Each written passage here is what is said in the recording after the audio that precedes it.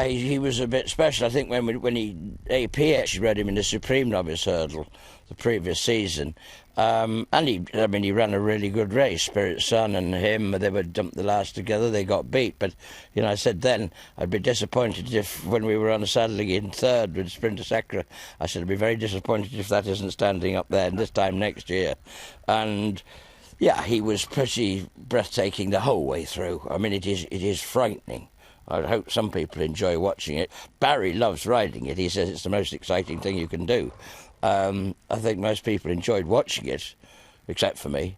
I was lucky enough to be here when he schooled that first morning. Barry rode him on the gallop, and I think for you to get that animated about a horse, there's very rare you see that, but he is something special. Yes, he's not only just a gorgeous-looking horse. He knows he's good.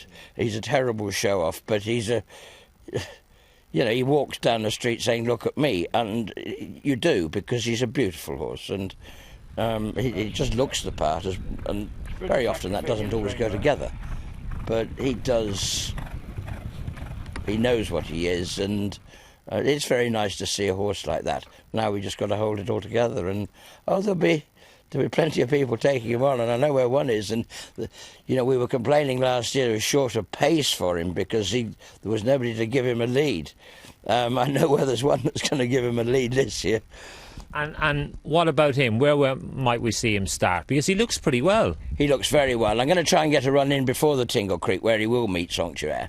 So we were going to go to Cheltenham. There's a nice new 2-mile chase at the Paddy Power meeting. Which gives in 3 weeks before the Tingle Creek, where we will meet Sanctuaire. And the programme now just purely dictates that's what we're going to have to do. There is no option. It's a bit of a shame because, they're going to be you'd expect them, they might easily be the best 2-milers. I mean, FINIANS, we haven't decided yet. It's a bit unfair on FINIANS. Everybody's talking about Sprinter Sacre. Yeah. FINIANS is the reigning champion 2-mile chaser.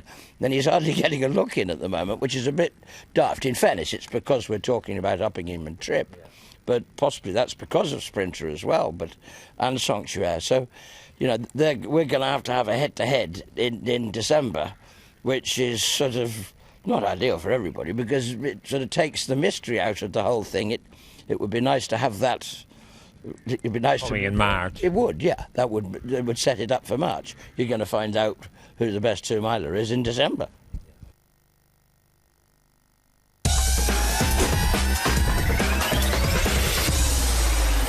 Darlan, horse very unlucky at Newbury in that Betfair hurdle, ran an absolute blinder at Cheltenham, but he again looked very good at entry. Yeah, and again, big question was whether to go chasing or hurdling with him. He's a lovely, big, real quality horse. He's by Milan. He's a jumping bred horse. He will jump a fence as soon as one asks the question. We schooled him over hurdles the other day. He is frightening. I think it was just to keep AP happy, really. Let him have it. Binocular will be back in a minute and ready to sort of take on as well. But we're going to stick to hurdles with Darlan. And as you rightly say, he did look the winner at Newbury when he fell. And for a young horse to come back from a fall as bad as that, and the jockey, in fairness, that was even crazier, but to come back and run as the race he did at Cheltenham, and then he looked a very good horse again at Aintree. And he's got tons of toe, he's in very good form, and we're going to take what we hope is the champion hurdle route. We're going to train him as a champion hurdle horse anyway.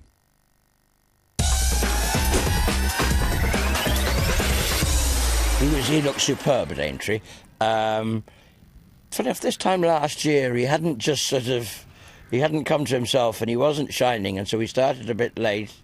He wasn't impressive at Kempton. He got beaten in the Victor Chandler, but he was getting there, and he was very, very good to win the champion chase, because I think what we proved at Aintree was that he does stay, and he was a pointer in Ireland, so he's every right to. He's a great big booming staying chaser. Could it be the fact that he got beat on heavy ground over hurdles at Newbury over 2.5 that you've not really stepped him up in trip? Well, it's possibly that was so, but on the other hand, he could still win the 2 mile, the champion chase, so you can't have been wrong staying at 2 miles.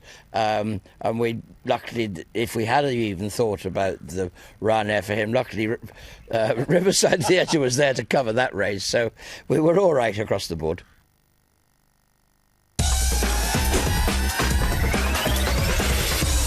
Bobsworth, a horse who many people wrote off. He's never been beaten left-handed. He's only ever been beaten right-handed. And he wants to go left-handed. In fairness, we had a very tricky time with him, to be honest with you. After Kempton, we'd just always been a little bit suspicious of his wind, and after Boxing Day, we did it's cauterising the palate. It's a very non-invasive little piece of surgery. But funny enough, it sort of seemed to affect him quite badly. In January, he looked shocking. And I'd nearly given up on him, and I certainly thought all chances of Cheltenham were out of the window. Gradually, everybody had worked away, physios and goodness knows what. We got him back building up. He looked terrible. And I had to get a run into him. And we went to Ascot. And actually, he ran a very respectable race. It wasn't tidy, though. You know, for some reason, everything is much easier to him going left-handed. And consequently, I think the King George probably isn't his race. The plan would be to start in the Hennessy. A race which you've won before with a horse who's won that race. Well, as you well know, that was Trebolgan. And Burton Port really came out of the same profile, although he didn't actually win the Sun Alliance or the RSA. He came out, he was second in the RSA, he was second in the Hennessy. It is a race those second season novices can come and it's their one chance in handicaps. After that, they've virtually got none. So I think he'd go there. I mean, his plan would be there. The route to Cheltenham, as you probably rightly say, trying to avoid going right-handed.